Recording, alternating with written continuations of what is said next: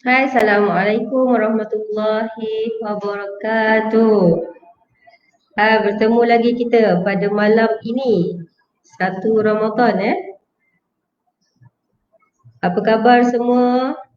Mudah-mudahan sentiasa di bawah lindungan Allah dan dirahmati Allah, diberikan kesihatan yang berpanjangan dan selamat menjalani ibadah puasa di bulan Ramadan di musim Perintah Kawalan Pergerakan.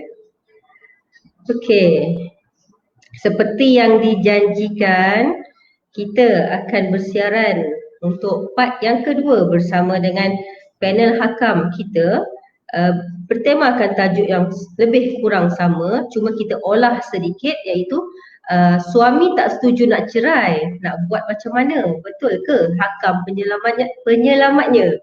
Kan? Kita biasa dengar, pergilah mahkamah seorang-seorang, aku takkan datang. Ataupun abang tak setuju nak cerai, abang pandailah. Kalau nak cerai, jangan libatkan aku. Contoh lebih kurang ayat dia macam tu. Jadi nak buat macam mana? Okey, jadi insya-Allah tepat jam 9.30 nanti kita akan menjemput tetamu jemputan kita. Saya berharap yang sedang menonton dan akan menonton boleh bagi Assalamualaikum dulu dan kongsi-kongsikan dulu live ini agar dapat ditonton juga oleh orang-orang yang lain, insya-Allah. Ilmu ni berguna sangat, jadi jangan lepaskan peluang. Tadi kita dah dimaklumkan yang kita akan menyambut bulan puasa, bulan Ramadan, 1 Ramadan pada esok hari. Jadi bersediakah kita? Kita dah masuk tarawih dah. Harap-harap semuanya jangan lepaskan peluang sunat tarawih, walaupun sunat tapi ambillah kelebihan yang ada, sementara masa pun terluang banyak, jangan lepaskan masa yang ada, insya-Allah. Macam yang saya dengar tadi di kaca TV, Ramadan tiba, macam tu lah, lebih kurang saya pun tak tahu kan. Tapi macam excited sikit bila dengar tu kan. Tapi macam mana excited ke tidak, kita tunggulah esok. Saya pun berdebar juga. Sebab time PKP ni kita dah biasa untuk makan banyak, makan tiba-tiba kita berada di bulan Ramadan di musim PKP yang mana pergerakan kita terhad. Jadi kita tak tahulah macam mana bertenaga ke, melepek ke macam mana, Allah Ta'ala a'lam. Tapi sambil-sambil tu jangan kita lupakan target kita apa. Nak khatam Al-Quran 3 kali, ataupun yang tak pernah khatam cuba sekali, ataupun dah sekali khatam cuba 2 kali, apa-apa pun kena tingkatkan. Okey, jadi kita sudah tepat jam 9.30 malam dan saya percaya tetamu jemputan kita telah pun berada di line sekarang ni. Okey, insya-Allah. Waalaikumsalam Ana Sofia. Waalaikumsalam. Kongsikan Ana Sofia. Okey, dengan ini dijemput tetamu jemputan kita panel hakam, iaitu Cik Muhammad Suhailmi bin Muhammad Saufi, untuk berkongsi dengan kita berkenaan dengan tajuk yang kita dah pun share. Okey, dijemput. Okey, Assalamualaikum Tuan Suhailmi. Apa khabar? Waalaikumsalam warahmatullahi wabarakatuh. Alhamdulillah, sihat. Okey, jumpa lagi kita yang kedua. Ya, jumpa lagi. Banyak permintaan. Banyak permintaan memang. Kita ada terima banyak permintaan. Jadi sebab itulah saya rasa macam kita perlu uraikan dengan lebih lanjut, ataupun kita ulang semula. Mungkin sebelum ni ada masalah teknikal dari segi sound ataupun macam mana, tapi kenyataannya permintaan memang ramai terhadap tajuk ini. InsyaAllah. Kita cuba yang terbaik malam ni. Okey, insyaAllah. Okey, Waalaikumsalam Ain Nur Ain. Okey, kongsikan video ini. Okey. Macam mana Tuan Suhailmi dengan persediaan kita nak menyambut bulan Ramadan ni? Alhamdulillah, tapi dalam keadaan sederhana je lah puasa kita tahun ni. So saya nak mengucapkanlah ahlan wa sahlan ya Ramadan. So kita berjumpa lagi kata apa di jumpa lagi Ramadan tahun ni. InsyaAllah kita sampai ke penghujung Ramadan nanti insyaAllah. Alhamdulillah.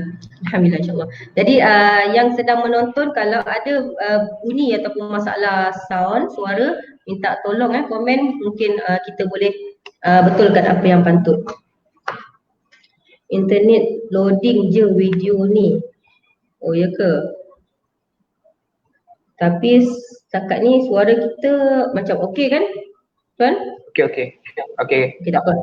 Clear, Okay, kita teruskan saja insyaAllah. Okey tuan. Berkisar dengan tajuk yang lebih kurang sama, cuma diolah sahaja.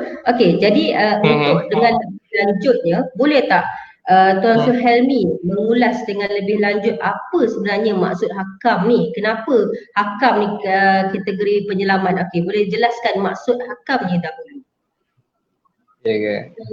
Okey. Assalamualaikum warahmatullahi wabarakatuh kepada rakan-rakan, saudara-saudari, tuan-tuan dan puan-puan yang live bersama, menonton live pada malam ni.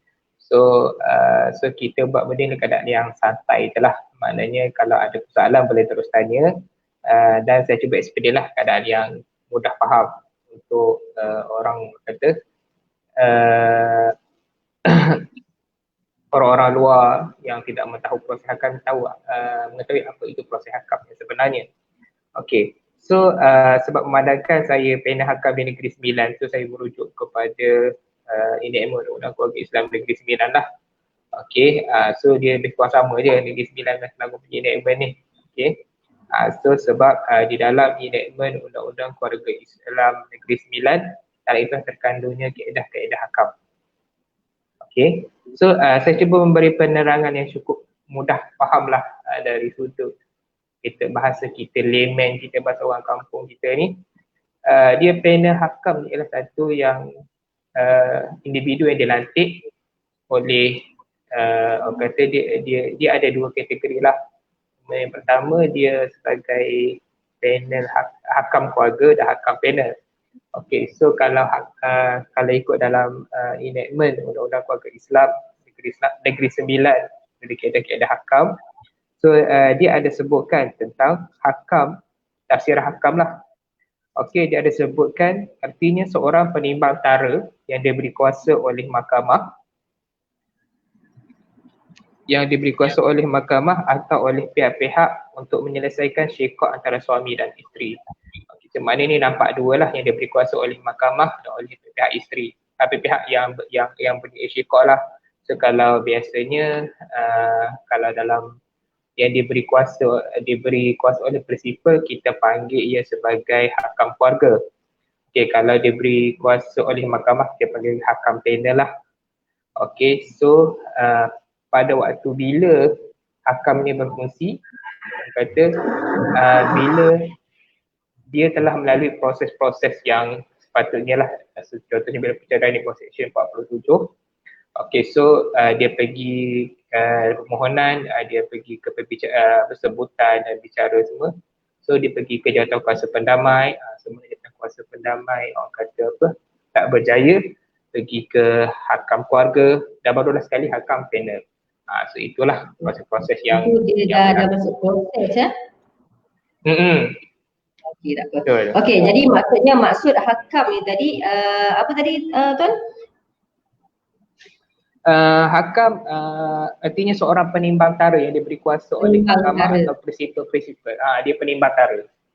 Okey, jadi untuk pihak-pihak yang sedang bertikai lah dia jadi ibarat orang tengah. Betul. Orang tengah, orang yang memutuskan. Okey, jadi hakam ni dia diberi tauliah ataupun dia diberi tauliah oleh siapa ni tuan? Okey, so untuk hakam dia ada dua, so dia adalah hakam keluarga dan hakam panel. Okey, untuk hakam keluarga biasanya dia dilantik oleh mahkamah lah, dilantik oleh mahkamah yang mana dia mesti seorang lelaki yang mempunyai hubungan kekeluargaan, yang tahu tentang kes tersebut dengan mereka yang berkelahi itulah. Okay, itu hakam keluarga. Okay. Hakam keluarga. So maknanya kalau hakam panel, dia dilantik oleh Majlis Agama Islam negeri masing-masing. Okey, dan dia diberi kuasa oleh mahkamah untuk menentukanlah status ataupun uh, apa status perkelahian tersebut sama ada hendak dibubarkan ataupun orang kata untuk didamaikan. Itu. Okey, jadi bila kita sebut pasal hakam ni sebenarnya dia ada pada setiap negeri ke ataupun macam mana? Boleh tuan Okey, buat masa ini tak semua negeri mempunyai hakam. Tak semua negeri punya hakam lah. Okey, yang contohnya negeri Selangor dia ada hakam, negeri Sembilan dia ada hakam dia, negeri Johor dia ada hakam dia. So buat saya ni saya tak pasti, saya tak apa pasti sama ada negeri Perak ataupun bahasa yang saya difahamkan negeri-negeri lain pun ke arah kata mewujudkan panel hakam ni. So maknanya dia masih dalam proses lah. Okay. Syarat lantikan hakam ni mesti lelaki tuan kalau perempuan tak jadi perempuan dia tak jadi hakam. Dia mesti lelaki yang kata yang cukup syarat lah, yang mana nak menjadi panel hakam. Kalau hakam keluarga dia pun dia nak lelaki juga, cuma syarat dia berbeza dengan hakam panel lah. Maknanya kalau hakam keluarga dia seorang yang kata lelaki yang punya hubungan persaudaraan lah. Contohnya kalau suami, belah suami dia ambil apa, adik-beradik dia, pakcik dia apa semua, yang boleh yang tahu tentang kes dia. Maknanya kalau orang tak tahu dia tak boleh jadi hakam lah, hakam keluarga lah. Dia mesti tahu punca orang ni bergaduh apa, dia mesti tahu cerita dia. Kalau hakam panel pula, dia ada kriteria yang ditetapkan oleh orang kata ditetapkan oleh enactment lah. Yang mana dia mestilah seorang yang orang kata apa, lelaki dia mesti muslim lah. Kalau dia non muslim nak jadi hakam lah, dia tak boleh lah. Okey, so dia mesti dilantik di bawah kaedah 7 kaedah hakam ni. Mana-mana pegawai syariah atau pegawai hal ehwal Islam dalam perkhidmatan awam, HAM, persekutuan atau negeri, maknanya mana-mana pegawai kerajaan boleh dilantik sebagai panel hakam lah. Ataupun mana-mana individu yang sesuai, yang difikirkan sesuai, yang ditauliahkan oleh Majlis Agama Islam negeri-negeri lah. Okey, jadi apa kalau hakam tadi maksud dia sebagai penimbang perkara, jadi apa fungsi hakam ni? Fungsi hakam ni di mahkamah ni dan apa kaitannya pula hakam ni di antara pihak-pihak ni? Okey, so ramai orang yang orang kata yang tak berapa jelas apa fungsi hakam bila berada di mahkamah. Okey. So yang pertamanya fungsi hakam ni macam dikatakan oleh kaedah tadi, dia satu pihak yang jadi penimbang perkara.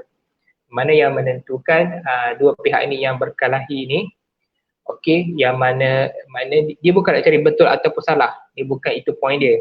So dia mendengar hujah kedua belah pihak ni. Okey, so hakam ni akan menentukan keputusan akhirnya macam mana, sama ada perkahwinan itu hendak diteruskan ataupun dibubarkan. Okey, so itu yang orang kata fungsi hakam. So di hakam ni dia ada kuasa-kuasa dia tersendiri. Okey, macam kalau hakam keluarga dia perlu mendapat kuasa daripada prinsipal. Prinsipal dia orang suami, prinsipal tu suami atau isteri itulah yang bergaduh tu. So maknanya prinsipal suami, prinsipal isteri terpanggil. Okey. Jadi dia kena dapat kuasa. Contohnya hakam suami dia perlu mendapatkan prinsipal kuasa daripada prinsipal dia untuk menjatuhkan talak bagi pihak suami. Okey, contoh so prinsipal tu apa? Mungkin orang tak tahu nak translate ke ataupun kalau translate pun tak kena pula gaya bahasanya. Boleh tolong okey. So dalam bahasa mudah prinsipal ni orang kata dalam bahasa mudah orang yang diberi kuasa oleh orang yang berkelahi dari suami atau isteri. Contohnya saya hakam bagi pihak isteri, bagi pihak suami. So kalau dalam hakam keluarga saya perlu mendapatkan kuasa daripada si suami ni untuk melafazkan cerai bagi pihak dia. Itu hakam keluarga. So mana kalau isteri dia sama dia kena dapatkan kuasa dia juga. Untuk melalui dengan cara apa? wakalah. Wakalah. Nah, Okay. dia jadi Halangan wakalah tu kena baca. Dia kena baca di depan hakim lah waktu nak dilantik nanti tu dia akan baca. So sama juga, cuma kalau dalam panel hakam pula dia tak perlu pada kuasa prinsipal sebab dia telah diberi kuasa oleh mahkamah. So mahkamah yang beri kuasa kepada panel hakam untuk menentukan, serahkan pada hakam. So makna keputusannya adalah muktamad dan tak boleh dirayu lagi. Okey, baik. Okey, jadi bila kita dah sebut kaitannya panel hakam ni tadi kepada pihak-pihak dan kaitannya dengan mahkamah, jadi macam mana pihak-pihak ni nak sampai ke tahap berjumpa dengan hakam pihak-pihak yang tadi ni? Okey, so macam saya explain pada awalnya tadi, maknanya dia perlu melalui proses-proses yang ditetapkan lah, prosedur ditetapkan. Yang pertama, dia perlu buat permohonan, dia buat section 47, dia buat permohonan macam biasa dulu, so dia kena melalui sebutan, dia kena melalui bicara. So bila contohnya bila tidak ada kata putus, maknanya hakim yang arif akan tengok tidak ada tidak ada jalan penyelesaian. So maksudnya yang arif kata perkahwinan ni boleh diselamatkan, boleh dia. So maknanya jadi dia akan pergi ke jawatankuasa pendamai dahululah. So jawatankuasa pendamai ni boleh dilantik oleh siapa-siapa sajalah, maknanya nak lantik kawan sebagai JKP pun boleh. Kalau kita panggil jawatankuasa pendamai dalam bahasa ringkas dia panggil JKP lah. Okey, mana boleh lantik siapa-siapa saja, lelaki ataupun perempuan boleh lantik sebagai JKP. Tapi JKP itu perlu melaporkan pada mahkamah pada tarikh yang diberikan nantilah.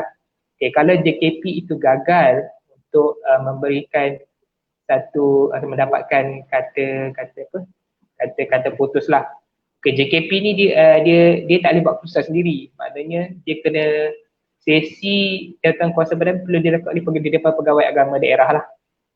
Dia kena pergi ke pejabat agama untuk melalui sesi macam sesi kaunseling lah di hadapan pegawai agama tu.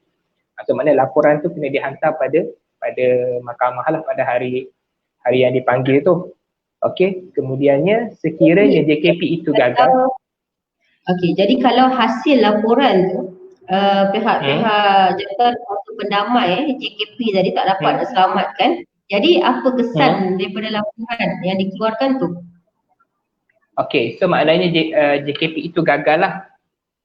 Okey, bila gagal dia akan pergi kepada hakam keluarga pula. Dia akan pergi ke hakam keluarga lah. So maknanya bila pergi hakam keluarga tu, mahkamah akan minta wakil daripada pihak suami dan pihak isteri untuk datang pada hari yang tarikh yang ditetapkan untuk dilantik sebagai hakam keluarga. So waktu itulah jadi berapa tempoh masa yang diperlukan, yang diambil oleh jawatankuasa pendamai untuk keluarkan laporan tu tadi?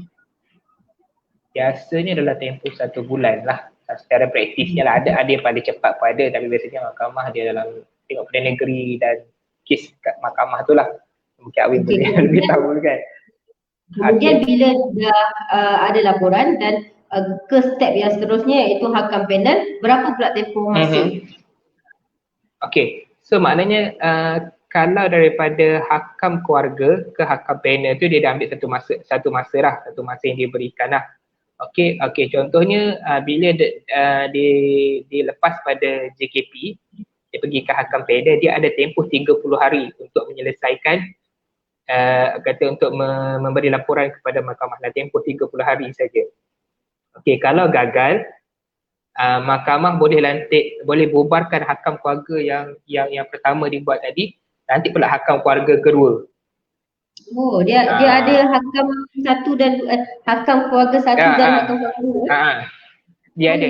So, maknanya kalau katakanlah ada situasi yang kata tiba-tiba bila pergi kena hakam dua, dia kata dah tak ada ahli keluarga dah. Dia tak ada ahli keluarga dah. Maknanya dia nak mohon dia pergi ke hakam panel. So dia kena mohon pada mahkamah tu lah, pada yang arif tu. So kalau mahkamah berpuas hati memang dia tidak ada apa-apa, dia boleh terus kepada hakam panel.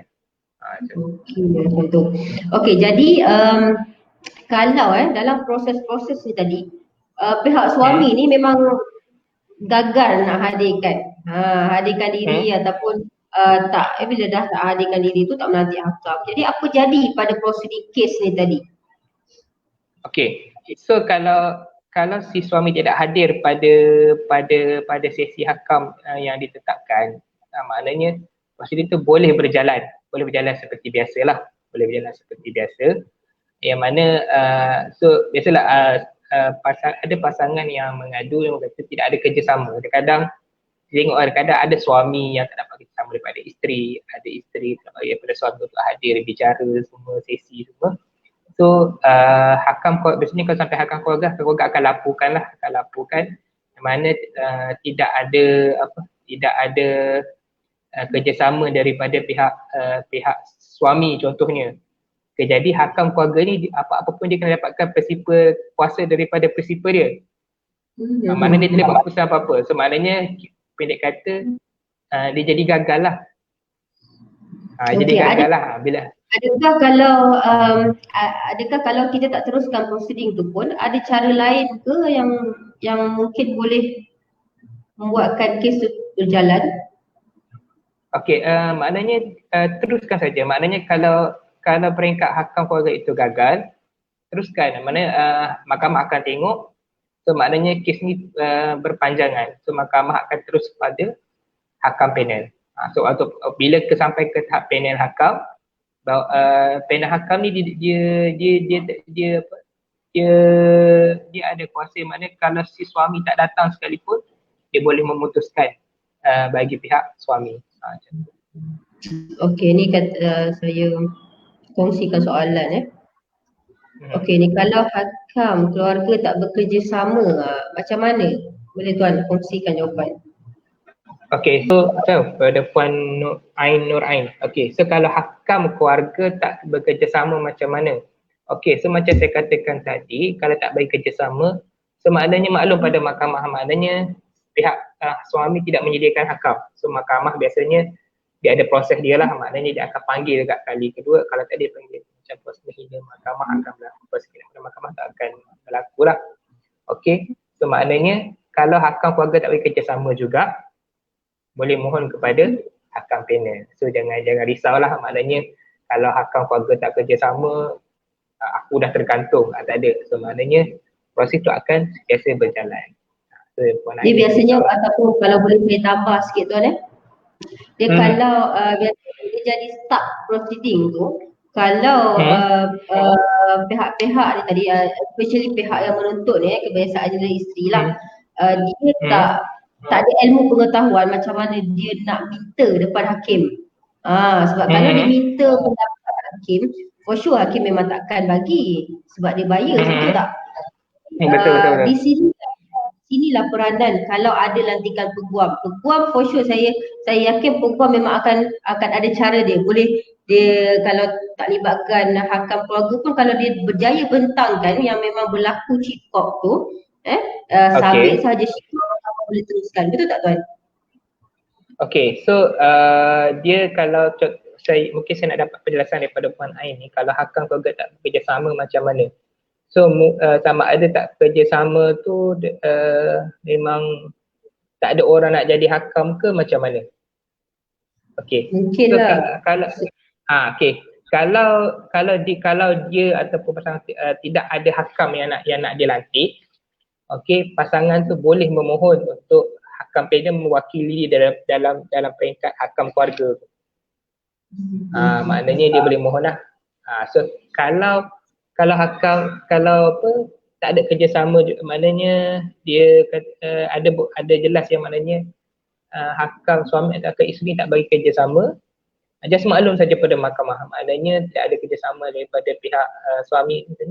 Biasanya mahkamah akan teruskan dengan peringkat hakam panel lah. Tapi nak maklumkan tu biar kena dengan pembuktian jugalah tuan. Betul.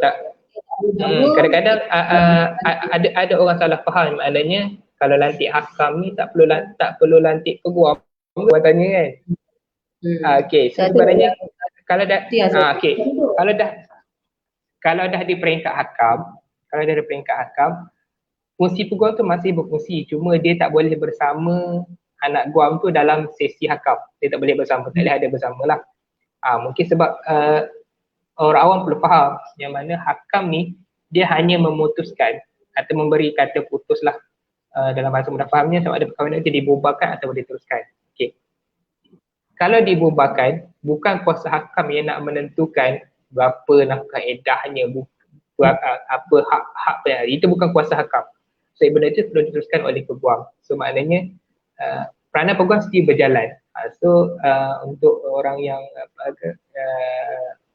pasangan yang ada dalam tingkat peguam, teruskan saja dengan peguam, cuma pada waktu sesi hakam tu peguam tidak boleh ada. Itu je. Okey, ataupun mungkin boleh Tuan jelaskan dalam proses perbincangan hakam panel tadi, dia makan masa berapa minit ketika perbincangan dipilih khas ataupun ada. Okey, untuk perbincangan sesi hakam ni, okey, dia masanya biasanya kalau lantik kantor pagi hari tu, so dia kadang 2-3 jam dah selesai dah. So maknanya dia ada pemeriksaan silang lah. Pemeriksaan silang lah maknanya sesi bersama hakam suami, hakam isteri, semua hakam akan perkenalkan yang dia ni dilantik oleh mahkamah untuk mewakili isteri, mewakili suami. So maknanya hakam isteri akan tanya isteri, hakam suami akan tanya suami, kemudian dia tukar balik. Hakam suami akan tanya isteri, hakam isteri akan tanya suami, dia silangkan. Okay, so bila dia dah dapat maklumat tu, so sesi tu dah tamat dah. So hakam pula akan bersidang, dua orang hakam ni akan bersidang nak menentukan orang kata apa keputusan yang nak dibuat. Waktu tu pasangan tak tahu apa keputusan hakam. So pasangan tahu keputusan hakam adalah waktu dia nak baca laporan kepada kepada hakim, pada yang arif lah pada waktu hari bicara tu. Maksudnya dia sekejap je, kalau pagi tu dah dapat keputusan, dia beritahu pada pegawai mahkamah keputusan dah ada, so dia jadi fast track lah, dia terus masuk dalam mahkamah dan dia buat keputusan lah. Macam tu. Jadi dia cepat saja. Jadi kalau nak terus kepada hakam final, panel Puan. Macam mana cara panel? Okay. Panel. Okay, so dia kalau nak terus kepada hakam panel, dia tak semudah lah. Maknanya contohnya yang boleh terus kepada hakam panel, macam saya kata tadi, sekiranya mahkamah berpuas hati dia ni tak ada orang yang boleh jadi hakam dia, maknanya dia tak pernah cerita masalah tu pada ahli keluarga, tak pernah cerita pada, biasalah orang ni dia pendam dia punya masalah, dia tak pernah cerita pada ahli keluarga dia. So dia boleh pohon kepada mahkamah untuk terus kepada hakam panel. So kalau mahkamah berpuas hati, dia terus pergi ke hakam panel. Baik. Seterusnya, Assalamualaikum. Saya nak tanya, saya dah permohonan bercerai Seksyen 47 tapi kes saya ditunda ke bulan 6. Masalahnya suami saya tidak mahu ceraikan saya. Apa perlu saya buat? Okey. Maknanya dia dah buat permohonan buat Seksyen 47. Okey, tapi kes ditunda ke bulan 6. Okey, masalahnya suami tidak mahu ceraikan saya. Okey, jangan risau Puan Asmaroni. Jangan risau.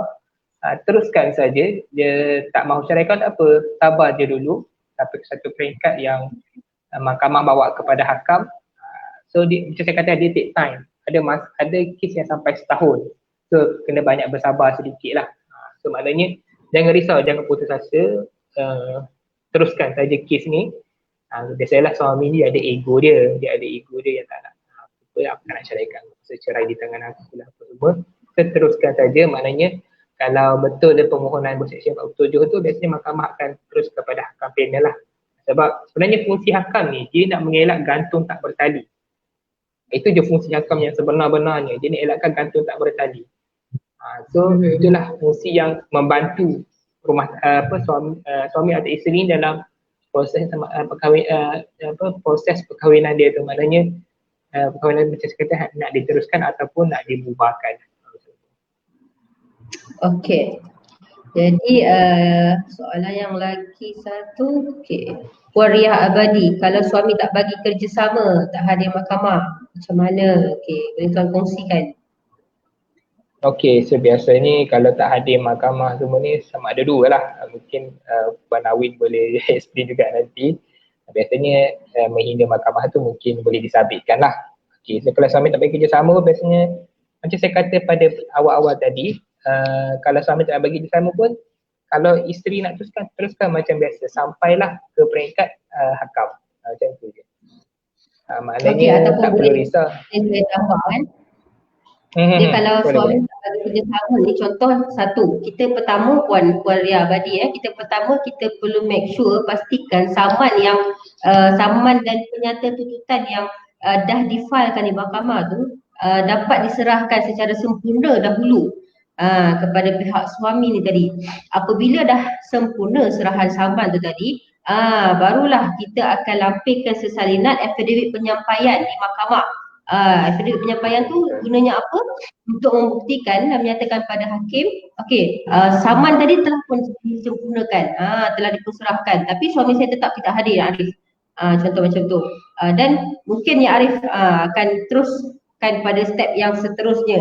Jadi kalau ada lantikan peguam, sudah pastilah, contoh macam kalau saya sendiri sekalipun akan terus mohon proceed sahaja kes. Mohon proses saja kes, ataupun saya pernah alami satu kes yang mana anak guam saya memang tidak dapat langsung hubungi suami ni tadi, memang dah lost contact, cumanya tahu keberadaan keluarga suami ni, ibaratnya contoh mertua lah, tahu keberadaan dia. Jadi kita terpaksa sebab kita terpaksa sepina, kita terpaksa bukan kata ubur, tapi untuk memaksa keluarga suami ni datang untuk menjadi wakil kepada jawatan kuasa pendamai. Seterusnya bila mana mahkamah puas hati yang memang syikok tu memang berlaku, mahkamah kata terus proceed kepada hakam keluarga sahaja. Jadi bila mana ayah mertua dia ni tadi, ayah kepada suami ni hadir di mahkamah, dan dia sendiri pun tak tahu di mana keberadaan anak dia ni tadi, anak lelaki ni tadi. Jadi mahkamah memutuskan hasil perbincangan sekian, mahkamah memutuskan meletakkan ayah ni tadi untuk melafazkan bagi pihak. Nampak? Jadi dia ada cara dia takkan stuck. Dia ada cara dia, insya-Allah. Walaupun suami tu tak bagi kerjasama. Betul tak Puan? Betul. Okey. Jadi ni ada satu lagi soalan, Puan Liana. Kalau sudah ke peringkat hakam keluarga, apa langkah seterusnya? Okey, so untuk Puan Liana Hashim, kalau sudah ke peringkat hakam keluarga, apa langkah seterusnya? So hadir saja sesi tahkim tu, majlis tahkim. Tahun kedua sebab suami tidak bagi kerjasama. Okey, biasanya kalau setahun ni biasa akan terus kepada kalau dia dah melalui JKP ataupun dah melalui hakam keluarga, dia akan terus kepada hakam panel lah. Dia kalau setahun ni, biar betul setahun. Kan macam pelik kan? Puan Liana kalau boleh nyatakan kat komen, kes Puan filekan di mana Puan? Setahun ni saya rasa macam terlalu lama dan memang terlalu mendatangkan mudarat pada Puan ni Puan. Sebab kalau tengok pada soalan asal Puan, kalau sudah ke peringkat hakam keluarga, apa langkah seterusnya? Maknanya bila dah hakam keluarga ni, rasanya takkan main setahun. Dia dah sampai ending dah, hampir kepada ending dah. Dah sampai penghujung lah. Mesti ada salah faham dekat situ. Okey, tak apa.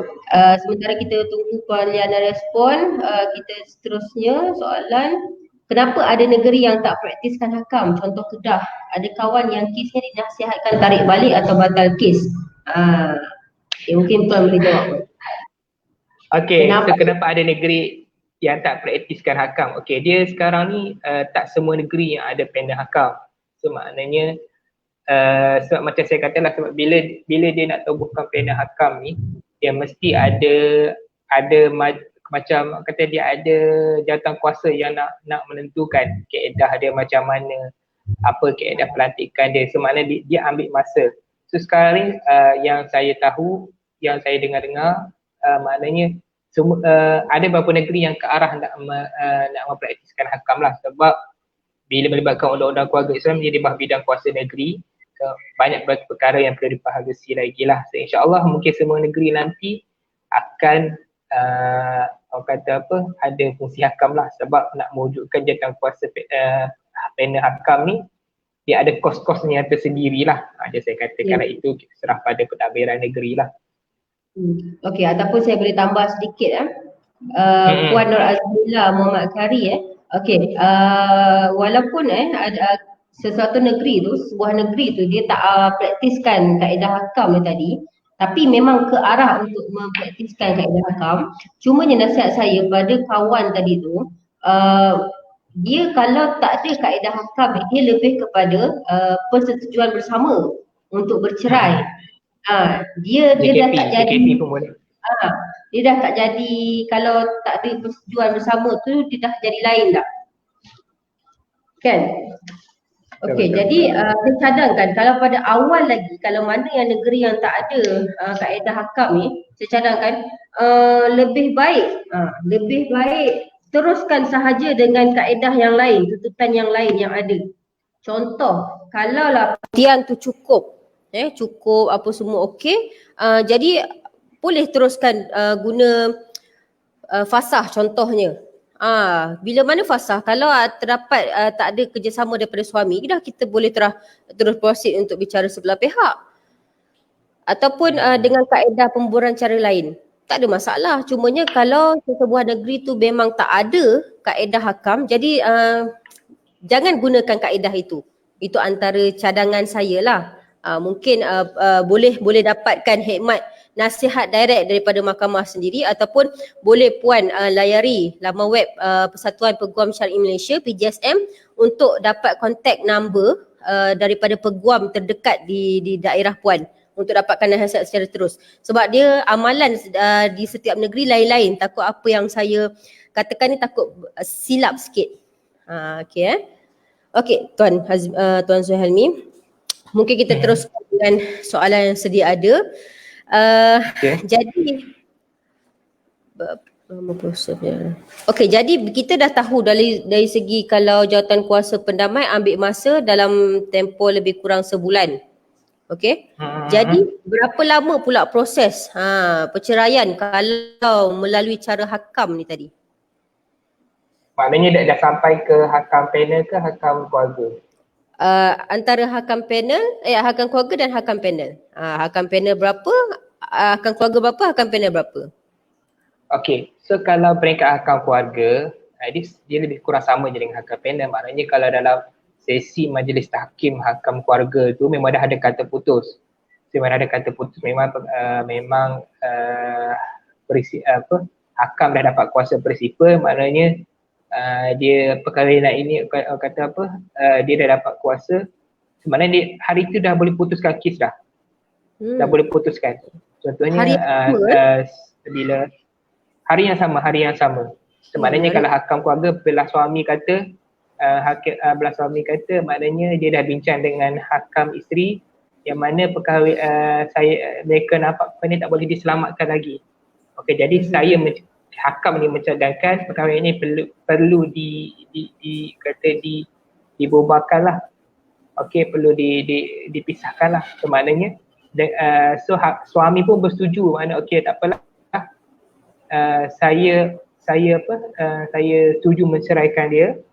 Okey, so maknanya suami dah beri kuasa pada hakam keluarga tu lah. Prinsipal beri kuasa pada hakam. So pada waktu yang Arif panggil masuk dalam dewan bicara, so waktu itulah hakam bagi pihak suami akan melafazkan cerai bagi pihak suami lah, isterinya. Sebenarnya hakam isteri akan menerima lafaz tersebut. So mahkamah akan sahkan.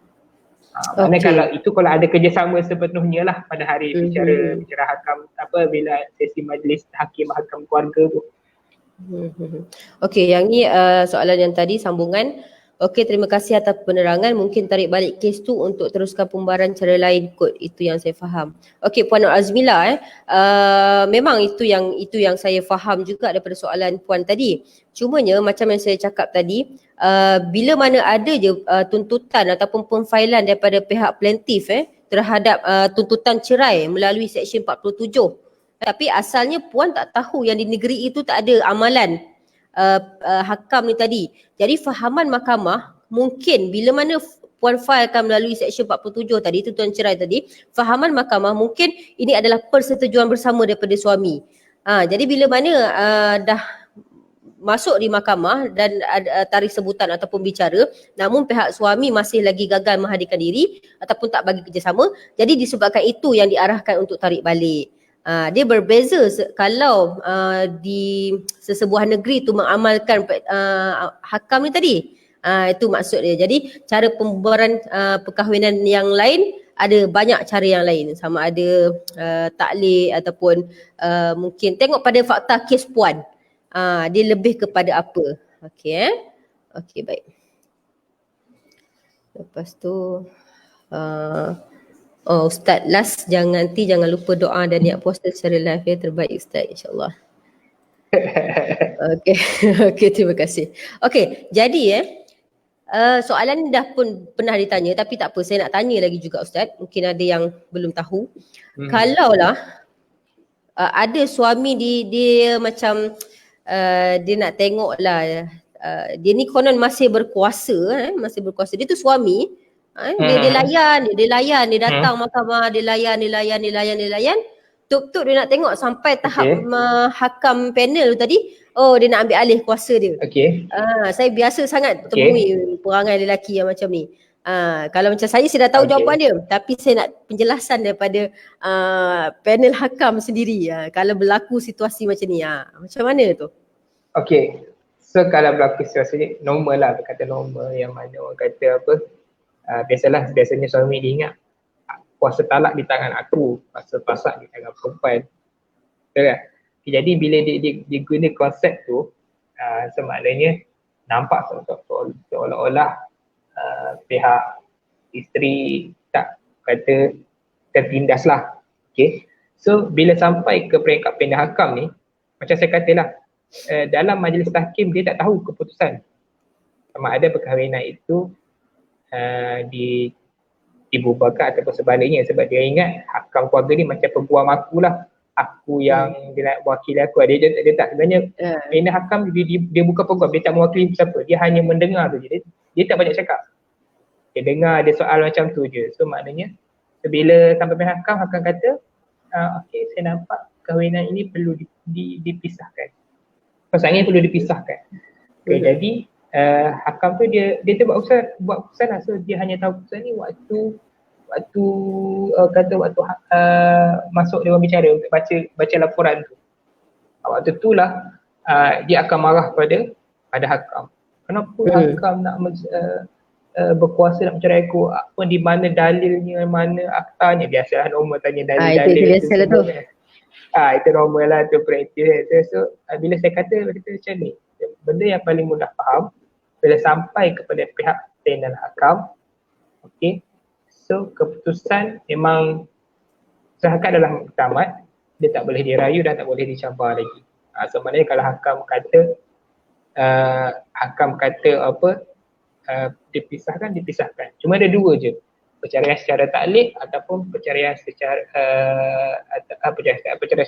tak melalui talak ataupun khulu'ah tebus talak. Dua tu saja. Kalau berpunca daripada suami, maka talaklah. Kalau berpunca pada isteri, maka tebus talak. So kadar tebus talak tu pun kalau ada persetujuan bersama, memang si isteri kata saya nak bayar dia sekian-sekian. So maknanya hakam panel dia ada dia menerima, dia setuju. So dengan kadar sekian-sekian ni perkara ni perlu di kaedah tebus talak lah. Ataupun boleh saya kongsikan sedikit Seksyen 47 kan. Seksyen 47 mungkin ada yang belum tahu Okey, saya cuba besarkan sikit. Alamak, saya tak tahu macam mana nak besarkan. Ataupun mungkin boleh ni. Okey, mungkin yang lain-lain kalau nak merujuk boleh merujuk dalam enactment, enactment Undang-Undang Keluarga Islam. Saya guna pakai di Negeri Sembilan. Okey, apa di Seksyen 47 ni? Dia adalah perceraian dengan talak atau dengan perintah mahkamah. Seksyen 47 ni dia lebih kepada persetujuan. Okey, contoh saya rujuk kepada yang ini Jika pihak, okey, nombor 3 ni, jika pihak yang satu lagi itu bersetuju terhadap penceraian itu dan mahkamah berpuas hati selepas penyiasatan yang wajar bahawa perkahwinan itu telah berpecah belah sehingga tidak dapat diselamatkan lagi, maka hendaklah menasihatkan suami supaya melafazkan satu talak di hadapan mahkamah. Ini kalau persetujuan bersama, ini kalau persetujuan bersama.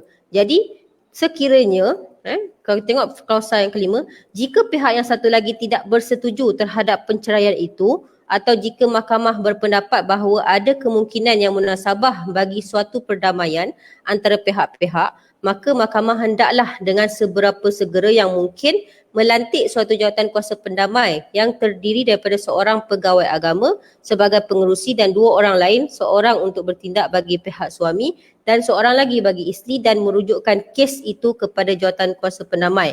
Ini proses dia tuan.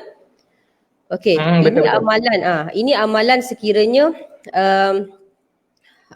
pihak-pihak tadi tu bersetuju ataupun tidak bersetuju untuk bercerai, dan juga amalan kepada amalan kepada negeri yang tidak ada hakam ni tadi, betul tak tuan? Tapi betul. Kalau negeri yang ada hakam ni, okay, saya kongsikan pula. Negeri yang ada hakam, okey. Negeri yang ada hakam ni, kita tengok balik Seksyen 48, timbang tara oleh hakam. Perkataan hakam ni tadi. Klausa 1, jika mahkamah berpuas hati bahawa perkelahian syikok yang kita katakan tadi sentiasa berlaku antara pihak-pihak kepada suatu perkahwinan, atau jika suami itu enggan melafazkan satu talak setelah dinasihatkan oleh jawatan kuasa pendamai yang tadi Seksyen 47 tadi, maka mahkamah boleh melantik mengikut hukum syarak 2 orang penimbang tara atau hakam untuk bertindak bagi pihak suami dan isteri itu masing-masing. Nampak? Jadi kat sini hakam akan ambil alih. Itulah dia. Ambil alih kes. Jadi apa yang kita bincangkan tadi bukan sembrono, tapi memang ada tertakluk dalam enactment tuan-tuan dan puan yang sedang melihat ni tadi. Ada kaedah kaedah dia. Okey, kita teruskan dengan soalan Okey. Ni yang tadi yang setahun tadi tu. Saya failkan saman kat Hulu Selangor, saya failkan bulan Mei. Kes jadi lambat sebab suami tak terima saman. Last saya hantar saman tu sendiri, lepas tu dia tak datang juga. Kemudian saya minta hakim keluarkan waran tangkap. Kes jadi bertangguh sebab suami tak bagi kerjasama. Kemudian hakim teruskan ke peringkat JKP. Okey, jadi macam itulah. Betul lah tu kaedah dia tu. Sebabnya itu yang awal-awal saya kata tadi, pastikan serahan saman tu sempurna. Itu yang tadi perbezaan tadi, bertindak sendiri dengan diwakili peguam, sama ada peguam swasta ataupun peguam JBG, Jabatan Biro Guaman. Cuma hakam dia tak ada saman tau. Dia tak ada. Dia terus. Dia tak sama macam tu. Dia terus saja. Tarikh yang selepas JKP tu, adalah hakam tu akan datang wakili. Adalah hakam. Dia last sekali hakam panel. Okey, yang ni penerangan daripada Khairul Hafiz. Khairul Hafiz.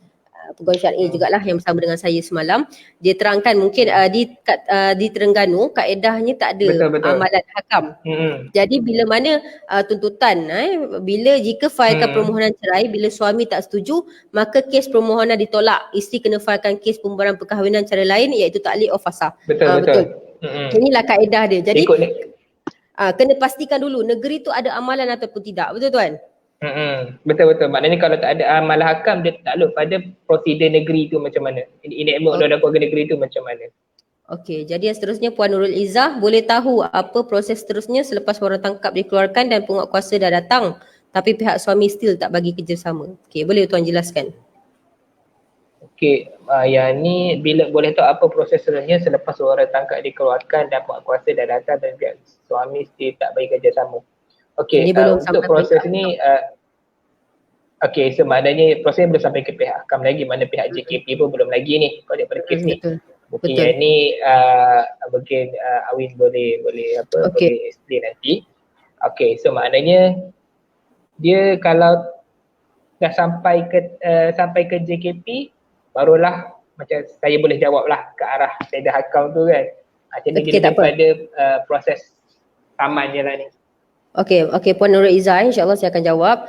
Boleh tahu apa proses seterusnya selepas waran tangkap dikeluarkan dan penguatkuasa dah datang tapi pihak suami still tak bagi nama. Okey, bila dah sampai tahap waran tangkap dah dibenarkan untuk dikeluarkan terhadap suami ni tadi, okey, bermakna step yang pertama tadi serahan sempurna tak berjaya diserahkan. Sebab itulah waran tangkap terpaksa dikeluarkan. Bila mana satu waran tangkap dah pun dikeluarkan dan penguatkuasa pun dah ambil tindakan tapi suami masih juga tak bagi kerjasama, ini yang jadi dia akan drag lagi lama kes ni tadi. Sebab mana mahkamah memang tidak akan mendengar dan ataupun tidak akan meneruskan proceeding case sekiranya saman ni tadi tak berjaya diserahkan. Ini yang saya cadangkan daripada awal tadi.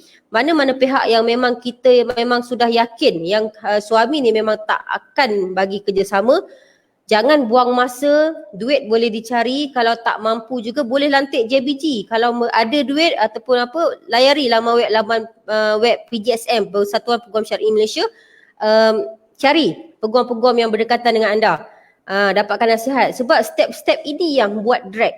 Nanti lama-lama puan pun rugi masa, rugi wang ringgit. Kalau betul-betul memang susah ada klien saya naik turun bas, taksi, itu semua duit. Tapi bila dah makan setengah tahun baru nak lantik peguam, lagi drag. Takut tuntutan tu tak betul, mungkin ada apa-apa pindaan yang perlu dipinda. Okay? Jadi stepnya bila masa dah macam ni, suka atau tidak, mahkamah akan pastikan dulu kes suatu waran tangkap ni berjaya dibuat oleh penguatkuasa ataupun kaedah lainnya terpaksa tarik balik kes. Tarik kes dan filekan kes yang lain. Bersesuaian dengan fakta kes puan, sebab saya hanya menjawab sekadar soalan yang puan bagi. Kita tak tahu fakta kes macam mana. Mungkin kalau further mungkin puan boleh direct WhatsApp saya, mungkin kita boleh bincangkan secara lanjut ataupun layari laman web yang saya bagi tahu tadi, Persatuan Peguam Syar'i Malaysia PGSM. Direct sahaja tanya pada nama-nama senarai nama peguam kat situ. InsyaAllah mereka akan membantu. Okey, seterusnya Puan Nur Azmila. Satu lagi saya nak tanya, untuk kes saya, sebutan yang seterusnya sepatutnya ditubuhkan JKP oleh kerana PKP, kes tertunda. Persoalan saya masih tinggal serumah dengan suami. Boleh tak saya pindah keluar dari rumah? Kalau saya keluar dari rumah tak tinggal sebumbung lagi, ada apa-apa charge tak yang dia boleh tuduh saya dalam tempoh PKP ni? Saya sangat-sangat tertekan. Tak selesa tinggal dengan dia, mohon perceraian. Ini ini bukan hakam tuan. Bukan. Bukan hakam Okey, yang ni biasanya kes ni jadi yalah sebab mereka pun belum berpisah lagi kan. Belum berpisah lagi. Maknanya kalau keluar nanti kes jadi isu lain lah pula nanti kan. Tapi tak apa, saya terus kontak untuk jawab isu ni. Okey, Puan Nur Azmila, insya-Allah saya akan jawab. Okey, dah bila mana file ni, kes ni puan dah pun filekan di mahkamah, dan saya percaya kes ni bila mana melibatkan JKP ni dia adalah kes yang seksyen 47 lah. Okey, bila mana baru di peringkat JKP dan saman pun memang saya percaya dah pun sempurna diserahkan. Memandangkan dalam tempoh PKP ni mungkin puan terlalu stres, memang stres lah, memang dalam proses berpisah, tambah pula PKP, mungkin dah tak nampak lagi jalan keluar. Saya sarankan puan, bukan sebab boleh keluar, boleh, kalau nak keluar boleh, tapi mengikut kepada perintah kawalan pergerakan ni, apa kata puan sabar dulu, puan banyakkan bersabar, puan patuhkan dulu terhadap perintah PKP, perintah kerajaan ni. Sabar dulu, memang perit, saya percaya memang perit, tapi cuba sabar. Selepas daripada tempoh PKP, boleh puan boleh, tapi seandainya mungkinlah rumah sebelah sahaja, ada rumah keluarga, kalau puan nak keluar, boleh tak ada masalah. Boleh keluar sebab puan dalam proses JKP ni tadi, jawatan kuasa pendamai. Jadi mungkin itu antara caranya untuk tidak mudaratkan lagi kondisi puan. Mungkin itu saja caranya. Cumanya charge ataupun tidak charge tu, kebiasaannya suami dia akan filekan pula satu tuntutan kembali taat ataupun nusyus tu tadi. Okay. Jadi untuk elakkan benda-benda ni berlaku, saya cadangkan puan duduk saja satu rumah dengan suami sebab puan dan suami masih lagi suami dan isteri yang sah. Jadi mungkin boleh puan ambil hikmah bulan Ramadan di dalam musim PKP ni, mana tahu JKP tu dah tak diperlukan lagi dah.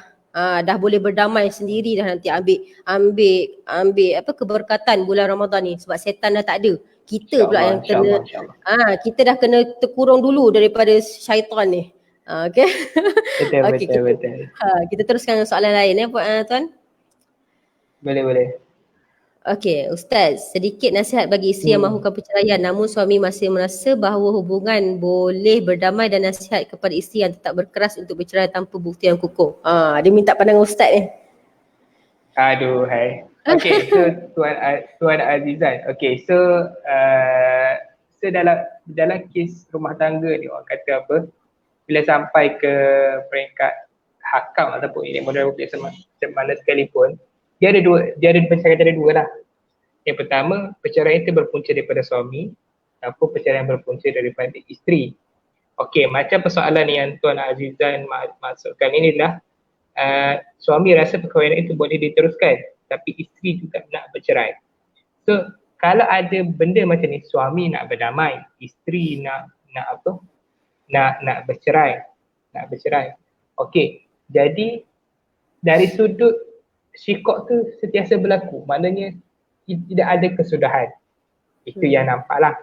Okey, so kalau nak dinasihatkan, memanglah benda yang halal tapi dibenci oleh Allah SWT adalah talak. Maknanya benda tu nampak halal tapi dibenci oleh Allah talak.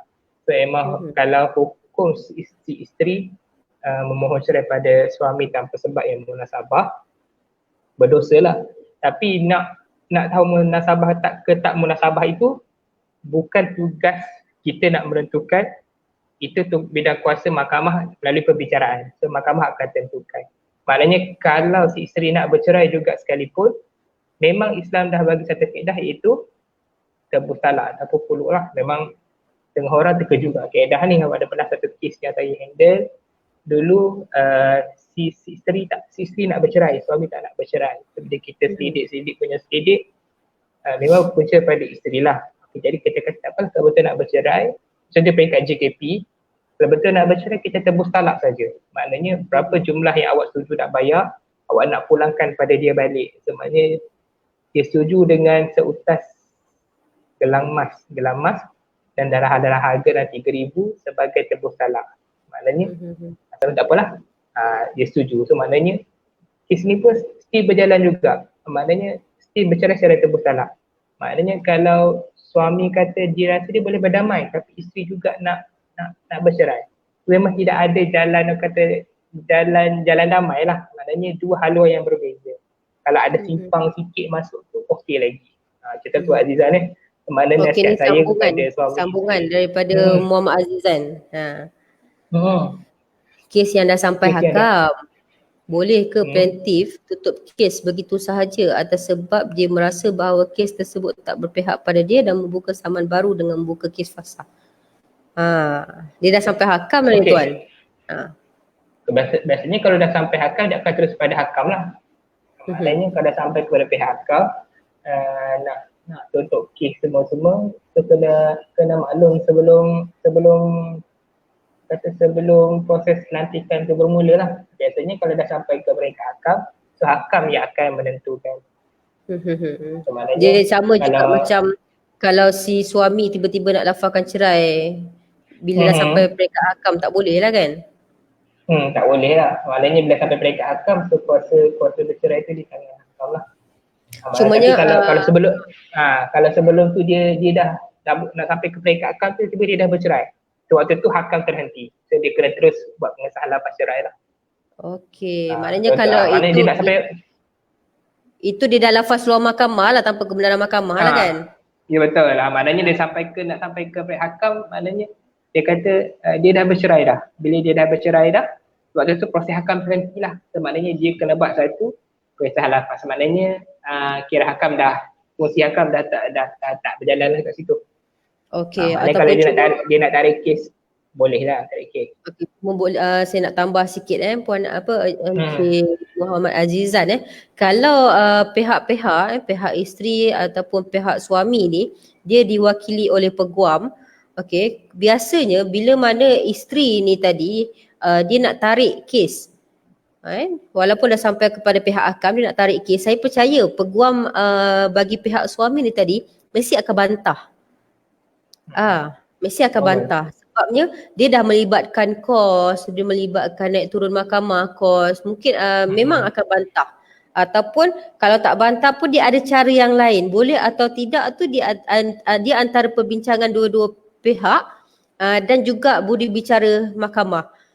Tapi bila once sampai hakam, sekiranya lah ini kes bagi pihak suami yang nak mengekalkan rumah tangga ni tadi, suami nak tarik kes, tak apalah, biar je lah kan. Maknanya kat situ hikmahnya Allah panjangkan lagi.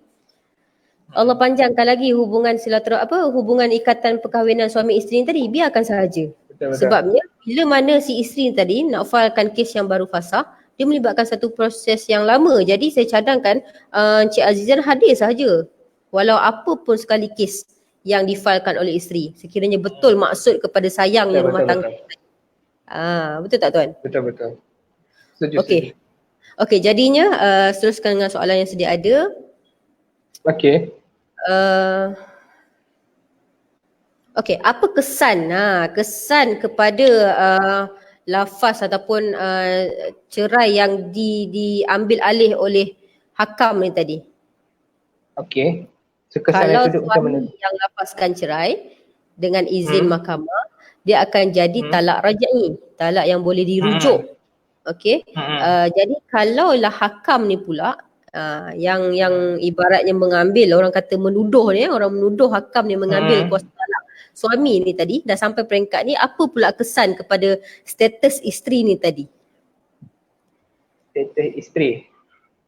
Okey. So macam yang saya maksudkan sebelum ni lah, maknanya kalau orang kata bila dah sampai ke peringkat hakam, so perceraian dia mesti dengan talak lah. Dia talak baik.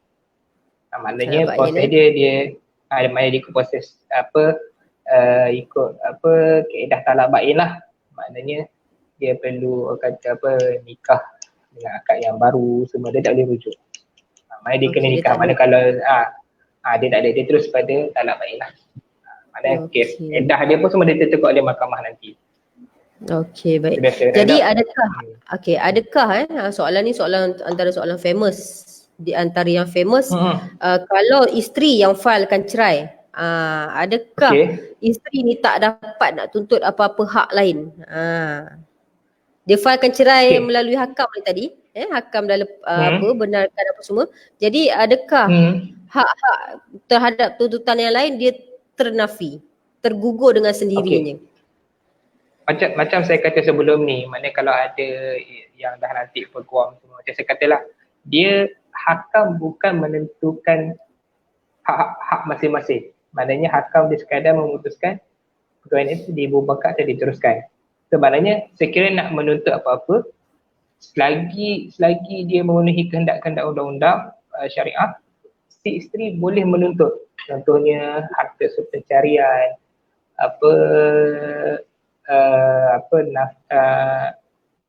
muta'ah, iddah, semua dia boleh tuntut macam biasa. Cuma dalam yang kalau saya ingat, kalau dalam puluk dia ada perkara-perkara yang dia tak boleh tuntut lah. Maknanya memang dia nak perceraian, dia tegur talak, tidak ada benda yang dia tak boleh tuntut lah. Cuma yang lain-lain tu dia boleh tuntut. Saya tu kepada prosedur mahkamah yang lain lah. Okey, baik. Jadi kembali kepada tajuk kita ni. Suami tak setuju nak Tupuk cerai, tajuk nak buat aku. macam mana? Betul ke hakam penyelamatnya? Jadi betul ke hakam Okey. penyelamat? Okey, macam saya katakan tadi, saya masukkan tadi, fungsi hakam ialah dia nak mengelakkan daripada rumah tangga ni gantung tidak bertali. Maknanya kalau suami tak nak ceraikan, so confirm rumah tangga akan gantung tak bertali. Si isteri tak boleh nak buat apa-apa, maknanya aku ni diceraikan ke tak, semua tu maknanya jadi masalah yang berterusan, beri kesan psikologi pada isteri lah. Okay, jadi Islam ni dia menjaga hak semua, hak isteri, hak suami dia jaga. Sebab itulah dia wujudkan hakam ni lah. Okay, so maknanya kalau suami tak setuju nak cerai, betulkah hakam penyelamatnya? So hakam ni salah satu cara penyelamat lah, maknanya menyelamatkan rumah tangga itu daripada berlakunya syikok yang berpanjangan. Maknanya dia menyelamatkan rumah tangga tu. Maknanya sekiranya dia dah putuskan, hakam dah putuskan pun, maknanya kalau nanti dia nak menikah balik dah baik balik, terpulanglah. Cuma sekarang dia nak menamatkan perkahlian. Kadang-kadang kita ni walau waktu muda-muda ni kan, yelah kata lidah, sedangkan lidah lagi tergigit kata orang kan, mesti kita bergaduh suami isteri. Benda simple lah, dalam kita bergaduh. Kadang emosi kita tak boleh tenang musim PKP ni kan, macam-macam isu bangun tidur tak mandi pun jadi isu. So benda ni very simple kan. Jadi bila kita dah tua-tua, kita akan menyesal lah. Saya ambil contoh lah macam kalau Datuk Hatan dengar kita punya live kan, macam saya tertarik macam ni dia kembali kepada isteri dia, walaupun dia pernah berpisah tapi dia kembali kepada isteri dia sebab dia fikir anak-anak. So selama berapa puluh tahun dia berpisah, dia kembali kepada isteri dia asal kerana anak-anak dan betul. Maknanya macam saya katalah, maknanya kita selamatkan daripada perkelahian yang dia berlaku. So mungkin nanti kalau dia dah insaf, dia rujuk balik, dia kembali pada suami isteri balik. Itu dah cuma nak akad yang baru lah, bukannya terus rujuk macam tu kan. Betul-betul. Jadi adakah hakam penyelamatnya? Antaranya memang penyelamatnya memang penyelamat lah. Okay. Jangan nikah dengan hakam tu dah lah. Jangan nikah dengan hakam sudah. Nanti kan nak bercerai guna hakam lain tu tak? Isu lain pula nanti kan. Isu lain pula.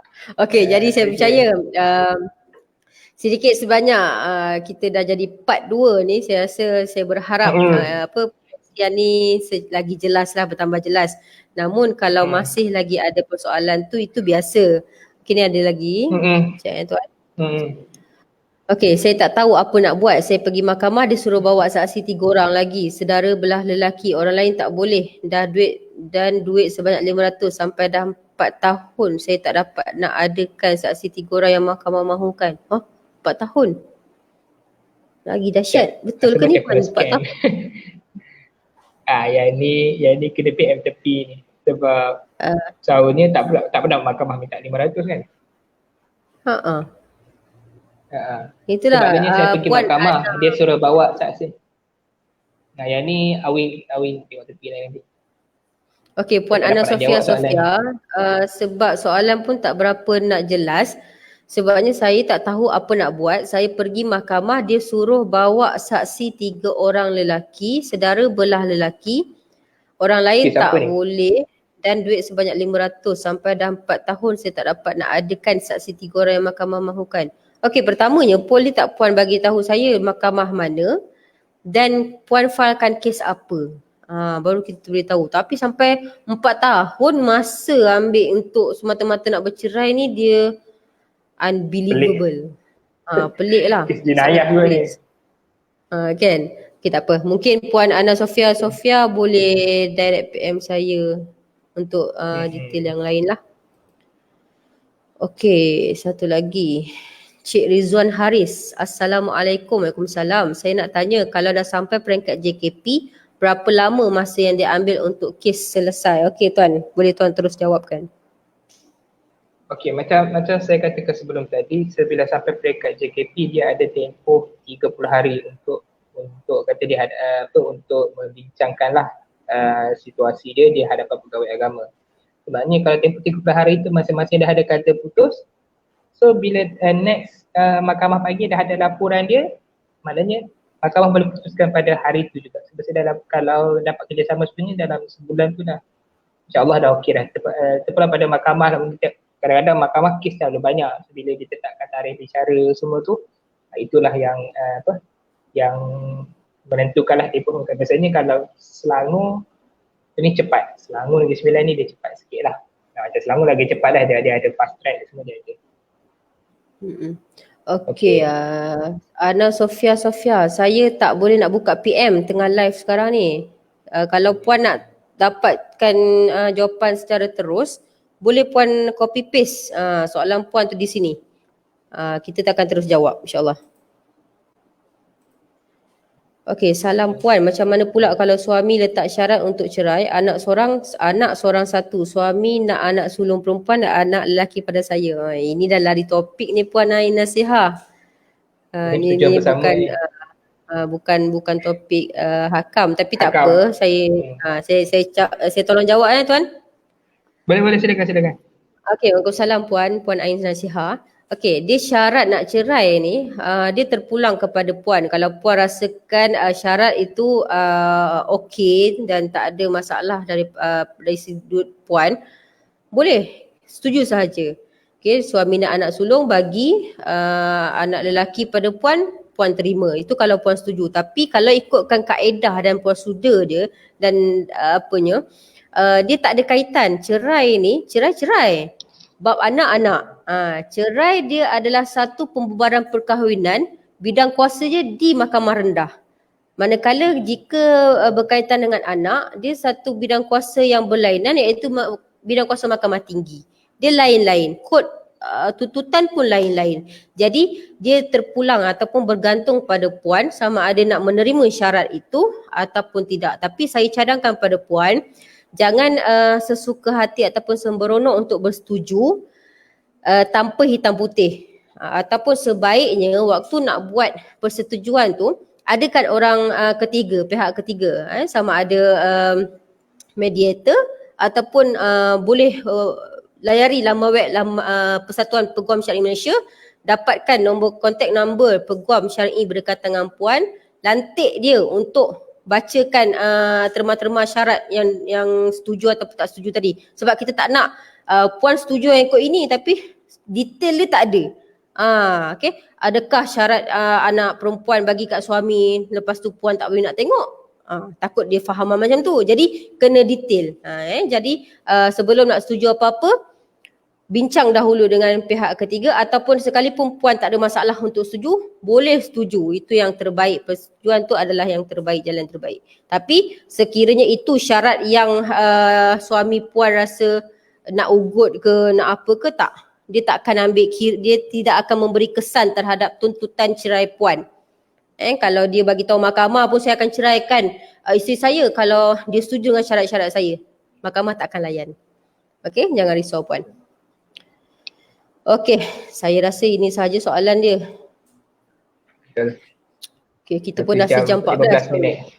15 minit. Tak terasa tuan. Okey, jadi saya rasa sampai sini sahajalah kot perbincangan kita dan perkongsian berkenaan dengan tajuk hakam. Dan insya-Allah kalau ada lagi tajuk-tajuk yang lain, mungkin kita boleh jemput lagi tuan, insya-Allah. Boleh tuan? InsyaAllah boleh, insyaAllah. Okey, jadi seperti yang diminta oleh siapa ni tadi? Oleh siapa tadi Tuan Cik Amir Ajid. Jangan lupa doa niat puasa secara live ya Ustaz. Okey, jadi sebab ada permintaan kita mohonlah Ustaz Suhelmi kita untuk membacakan doa dan niat puasa secara live insya-Allah. Dipersilakan Ustaz. Doa apa tu? Entah, kita baca je lah doa yang baik-baik insyaAllah. Bismillahirrahmanirrahim. Alhamdulillahirabbil alamin. Hamdan hamidin, hamdan syakirin, hadaiti kafi mazidah. Ya Rabbana lakal hamdu kama yanbaghi li jalalatika wa 'azimi sultanik. Allahumma inna nas'aluka ridhaka wal jannah, na'udzubika min sakhatika wan nar. Allahumma innaka 'afuwun karim, tuhibbul 'afwa an walidina wa ajmi ya arhamar rahimin. Allahumma salli salatan kamilah wa sallim salaman taman ala sayyidina Muhammad alladhi tanhalu bihil uqad wa tanfariju bihil kurab wa tuqada bihil hawaij wa tunalu bihil wa husnul khawatim wa istashqal ghama biwajhil karim wa ala alihi wa sahbihi. وفي كل معلوم لك. اللهم اغفر لنا ذنوبنا ولوالدينا وارحمهما كما ربونا صغارا. اللهم اغفر للمسلمين والمسلمات والمؤمنين والأحياء منهم والأموات. اللهم إنا نسألك علما نافعا ورزقا واسعا وعملا متقبلا. ربنا لا تزغ قلوبنا بعد إذ هديتنا وهب لنا من لدنك رحمة إنك أنت الوهاب.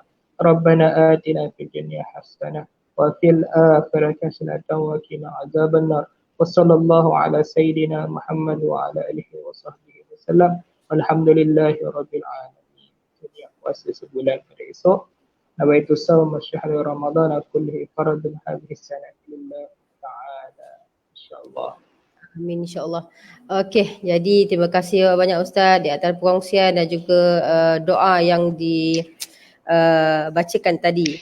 Okey Ustaz, semoga bertemu kita kembali dan selamat menjalani ibadah di bulan Ramadan yang mulia ini, dan semakin kita berada di bulan Ramadan, semoga kita semakin dirahmati dan diberkati Tuan. Jaga kesihatan Tuan. Okey, insyaAllah. Terima kasih. Terima kasih. Ni ada ucapan terima kasih. Terima kasih Puan atas perkongsian info. Okey, insyaAllah sama-sama. Okey, jadi terima kasih sekali lagi Tuan. Okey, bertemu kita kembali insyaAllah. Okey. InsyaAllah. Assalamualaikum.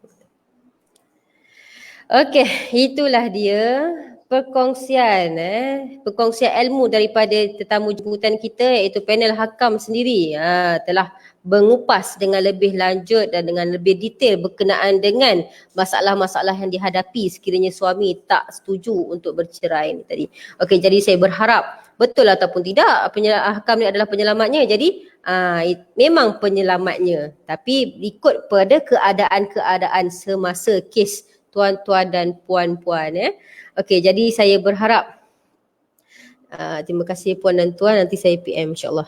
Okey, jadi saya berharap penjelasan tadi dapat diambil diambil step by stepnya, mungkin boleh diamalkan nanti kemudian jika ada kes-kes yang tersangkut dan panjang-panjangkan live ini di media sosial anda. Moga kalau tak kerana anda, sebab anda dah faham, tuan-tuan puan-puan dah faham, mungkin boleh disebar-sebarkan kepada yang masih terbelenggu dengan masalah-masalah yang macam ni. Dia biasa, bila suami dah tak setuju kita dah jadi macam risau kan, tapi tak perlu risaulah insyaAllah. Sampai-sampaikan kepada pihak-pihak yang lain, sekiranya suami tetap juga berdegil ke apa, tetap ada caranya. Cumanya di bulan yang mulia ini sama-samalah kita bermuhasabah, banyakkan istighfar, banyakkan membaca Al-Quran banyakkan muhasabah diri, lebihkan waktu malam itu untuk merenung diri, muhasabah, bercakaplah dengan diri sendiri, mengalihkan air mata dengan diri sendiri, dengan Allah, waktu nak tidur tu bercakap-cakap dengan Allah dalam hati ni, insyaAllah Allah akan tunjukkan jalan cepat ataupun lambat. Sebabnya apa? Sebabnya kita ambillah kemuliaan bulan yang dinantikan, iaitu bulan Ramadan ni, sebagai satu bulan yang kita boleh jadikan diri kita adalah diri yang sebaik-baiknya insyaAllah daripada hari yang sebelum. Sama-sama kita ambil iktibar, dan saya doakan diri saya dan keluarga saya dan juga keluarga tuan-tuan dan puan-puan yang dirahmati Allah sentiasa berada dalam lindungan Allah Subhanahu Wa Taala, dan sentiasa diberikan taufik dan hidayah sekiranya kita terlepas pandang, tersilap ataupun terlanjur kata, kita mohon kepada Allah Subhanahu Wa Taala supaya kita diampunkan dosa-dosa kita yang lalu. Jadi jadi saya mengucapkan terima kasih kepada yang menonton, terima kasih juga pada yang bertanya soalan, dan terima kasih kepada yang support page ini. Jadikan page ini satu tontonan utama anda. Buka je Facebook, saya nak tengok ni, rindu kalau tak tengok Puan Rabiah Tadawiyah ni. Kan? Alhamdulillah kalau ada rasa yang macam tu, sebab lagi anda memberi support, lagi saya seronok untuk berkongsi dengan lebih lanjut. Okey, sentiasalah support antara support. Wanita perlu jadi hebat. Okey, hebat kalau bukan hebat untuk diri sendiri, hebat untuk agama, bangsa dan negara, insya-Allah. Okey, jadi harapan saya pada wanita-wanita khususnya di luar sana, jika sesuatu benda ataupun sesuatu tuntutan kita di mahkamah itu kita rasa macam nak putus asa kerana macam-macam ujian yang dilanda ketika prosiding, fikirkan kita dah mula, jangan stop ataupun jangan berhenti pada peringkat yang kita rasa memang akan mendatangkan sia-sia, jangan. Once dah mula alang-alang menyelup perkasam, orang kata biar sampai ke pangkal lengan, alang-alang tu. Sebab wanita ni selagi dia boleh sabar, insya-Allah dia sabar, tapi once dia dah nampak mahkamah, dia dah tak boleh sabar. Tapi manalah tahu jodoh ajal maut semua di tangan Tuhan. Okey, jadi banyak-banyakkan berdoa. InsyaAllah saya percaya bulan ni bulan yang Allah turunkan berjuta-juta para malaikat untuk mendoakan kita jika kita berkehendak ke arah yang lebih baik, insya-Allah. Okey, jadi doa puasa sebulan pun kita dah sama-sama baca tadi dengan Ustaz Suhelmi. Jadi kita esok puasa bangun sahur. Saya risau juga ni, takut terlepas sahur. Sahur tu kan sunat juga pahalanya kan. Syewah. Tapi sebenarnya takut lapar sebenarnya. Okey, tapi tak apa. Kita cuba yang terbaik. Kita kena ajar juga perut kita untuk kosong. Okey. Wabillahi taufik wal hidayah. Wassalamualaikum warahmatullahi wabarakatuh. Yang tidak baik itu datangnya daripada diri saya. Yang baik-baik semuanya adalah milik Allah Subhanahu Wa Taala. Jadi seperti mana yang biasa kita dengar hashtag kita jaga kita, stay at home. Kita harapkan rantaian COVID-19 ini berjaya dihapuskan dan kongsikan live ini supaya bermanfaat, seterusnya insya-Allah membawa rahmat. Okey, jumpa lagi di hari yang esok malam 9.30 malam, insya-Allah akan berkongsi berkenaan tajuk poligami, hak-hak isteri yang dimadukan. Mantap tu soalan tu.